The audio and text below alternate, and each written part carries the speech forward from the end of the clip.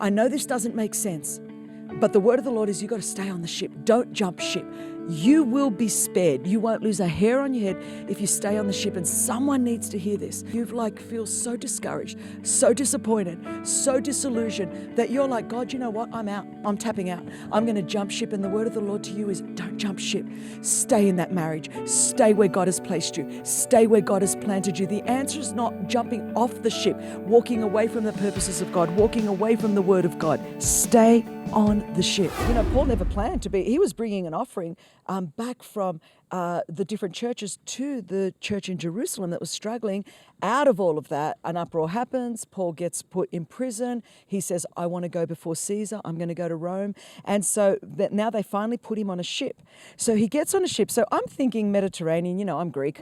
We're on a yacht. We're going to go to Santorini, to Mykonos, to Positano, to Portofino. No.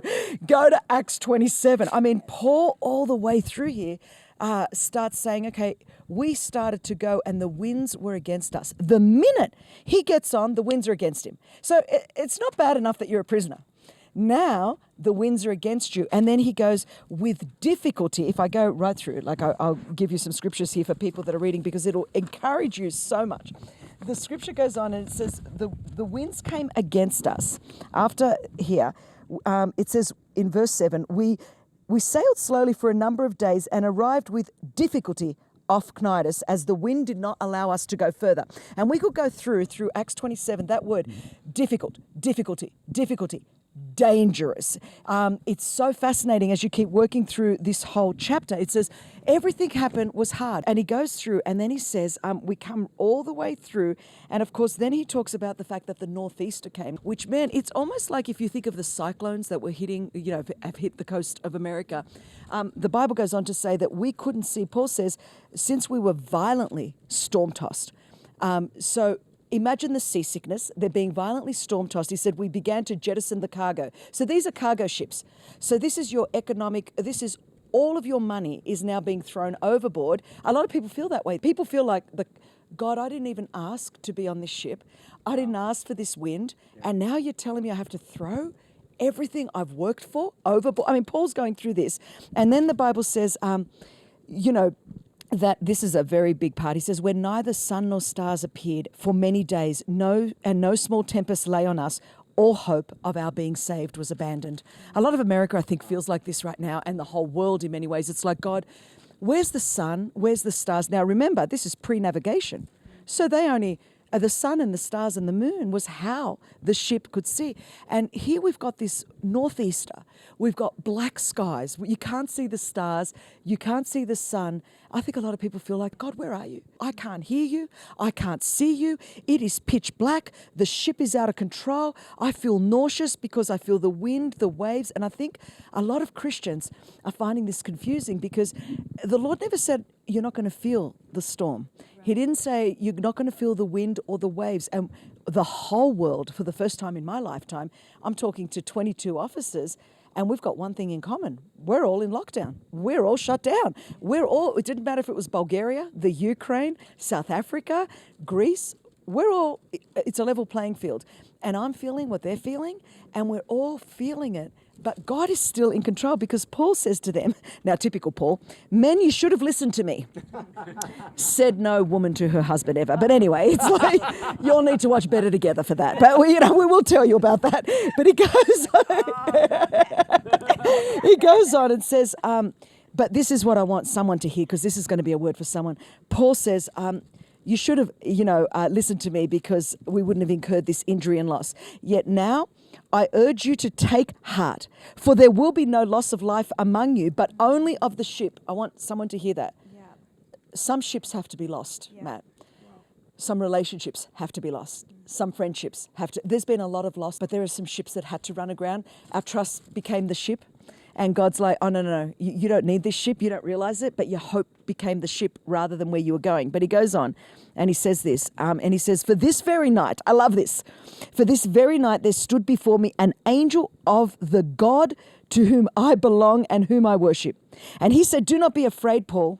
You must stand before Caesar. I want someone to hear this because you've got a word. See, what do you do when you're in a storm? Your ship's about to run aground. You can't see. It's pitch black. You're like, God, where are you? I can't see you. I can't hear you. The angel of the Lord said, you must stand before Caesar. What you do in the midst of a storm is you hang on to a word. I don't know what word you might have got, but Nick and I, we pulled out every prophetic word we got we met in 1995. I had prophetic words from 1989. Nick had them from 1993. We've got them transcribed, every prophetic word we've ever gotten in our life. We pulled out every single one of them in journals that we've got that were transcribed. We sat our daughters down. I read through every word. I said, I don't know what's going to happen, but I got a word. And the Bible goes on and talks about, on the 14th night had come, we were being driven across the Adriatic Sea. It was getting worse and worse and worse. And then he comes in, and this is what some people have to do. What happened was the sailors were coming in and they were measuring, thinking we're going to hit the rocks. And at one point, the Bible says, right down here, it says, and the sailors were seeking to escape from the ship.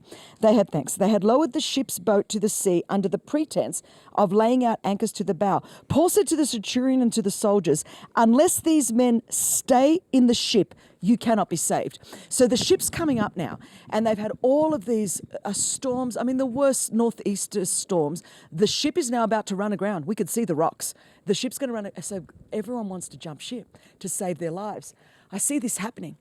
And Paul goes, no. I know this doesn't make sense, but the word of the Lord is you've got to stay on the ship. Don't jump ship. You will be spared. You won't lose a hair on your head if you stay on the ship, and someone needs to hear this. You feel so discouraged, so disappointed, so disillusioned that you're like, God, you know what? I'm out. I'm tapping out. I'm going to jump ship. And the word of the Lord to you is don't jump ship. Stay in that marriage. Stay where God has placed you. Stay where God has planted you. The answer is not jumping off the ship, walking away from the purposes of God, walking away from the word of God. Stay on the ship. The destiny hasn't changed. No. The purpose hasn't changed. No. The destiny, so you're going to get there If you don't jump ship. if you don't jump ship, and you have to see it by faith. Because you Literally. can't So what see an the stars opportunity. now. Well, that's the 2020. Yeah, that's right. You don't have the GPS is broken. Yeah. Everybody's beautiful 5-year strategic plan. This is how it's going. Oh, I love no, that. Yeah. no GPS. Like getting you GPS. No stars, no moon. But we were never meant to rely on that GPS. Exactly. We were always. We are people of To faith. walk We by walk faith. by faith, not by sight. The righteous will live by faith. So I don't know how this is going to work out. I'm loving this. I've been in the faith walk for 30 years, and my whole life has always been, I don't know. Moses didn't know. He's got he's got the Red Sea in front of him, the Egyptian army behind him, and 1 million Israelites going, what are we going to do? And he's like, I don't know. I got a stick. I don't know. You've got Noah. Noah, what are you doing? I'm building an ark. What's an ark? I don't know. Why are you building it? Because rain's coming. What's rain? Haven't got a clue. Look where we go here. The Bible says, I love this because he goes, as the day was about to dawn, Paul urged them to take some food, saying, today is the 14th day. You have continued in suspense and without food, having taken nothing. Therefore, I urge you to take some food, for it will give you strength. Matt and Laurie, some people in this season, they really just need to breathe, eat. Eat like Elijah. The Lord said to the prophet Elijah, look, just have something to eat. Just take a nap, have some food. Stop stressing. You don't need to be. Some people just need, okay, let me look after this. But then he goes on. And when he said these things, he took bread, giving thanks to God in the presence of all. He broke it and began to eat. Another thing we've been doing in this season is saying, oh no, in the midst of all of this, I'm going to break bread. I'm going to take communion. I know there's a storm. I'm saying this to the world. I'm living in it like all of you. But there's a king that's died for me, rose again from the dead. And you know what? I'm going to partake of his body, and he's in the midst of the storm. I'm going to give thanks because he's still in control. I've got a word. And then the Bible goes on and it says, there was 276 people on board. And then, of course, there's the shipwreck. They get to it. And the Bible says that they get there, and striking a reef, they ran the vessel aground. It goes on to all of that. And then this is what I love. Someone needs to hear this. It says that people jumped overboard to swim to the land, and the rest on planks or on pieces of the ship. And so it was that all were brought safely to land. This is going to be our testimony.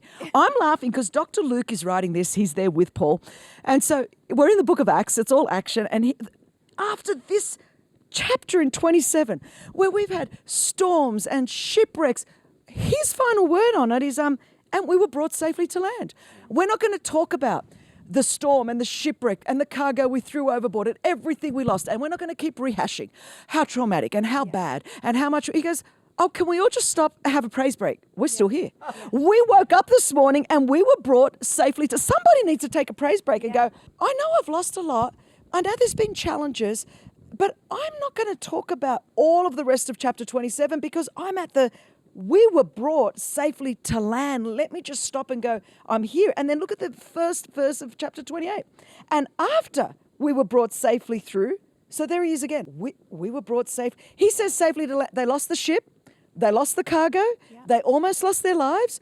But in God's economy, in the scripture, I know, I brought you safely through. I don't know what you're still alive and you still got a word and you still got a plan and a purpose and you've still got my spirit on the inside of you. I don't know what you're complaining about. You're having to see things differently. Very. You're having to use faith rather than your own vision at this point. Well, totally. Yeah. And the Lord's saying, I need you to, because I think we were so blinded by our own visions that we forgot to see God. If we're going to see the end time harvest, it has to come through faith. It cannot come on our gifts and talents lest we take the credit, lest we think we had anything to do with it.